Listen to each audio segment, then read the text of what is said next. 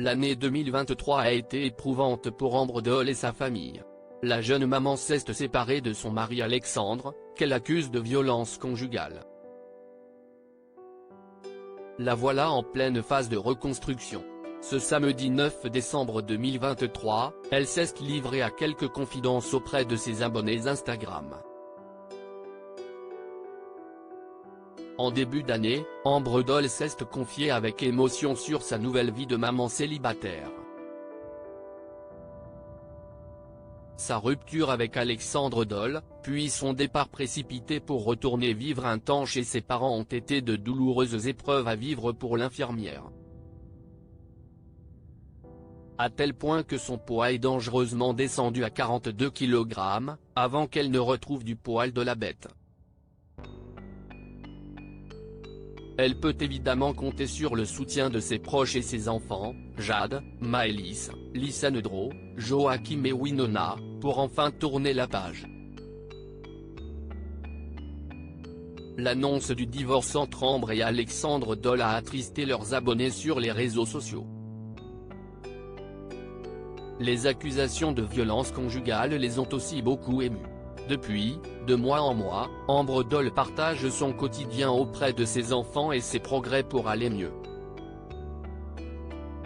À l'aube de ses 40 ans, elle se construit une toute nouvelle vie. Un chapitre qu'elle a écrit avec un geste fort juste après son divorce.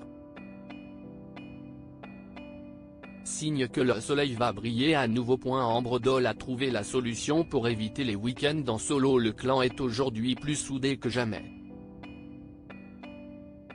La famille a aussi connu un autre drame, et en cette période de fin d'année, Ambre Doll entend bien se montrer présente pour sa fille. Malheureusement, dans cette nouvelle vie, certains week-ends sont marqués par l'absence de ses enfants.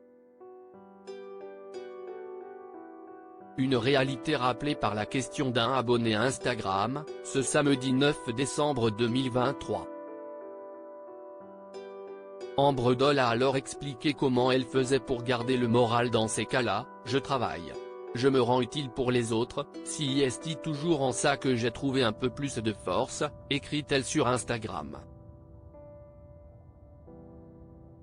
Ambre Doll a en effet le cœur sur la main. Elle l'a prouvé cette année, en se portant volontaire afin de secourir les victimes du séisme au Maroc. Pour éviter la déprime lors de ces week-ends sans enfants, elle évite aussi d'être solo. « Je vois des personnes que je n'aille pas le temps de voir sur les autres jours. Je sors, je vois du monde. Une alternative saine.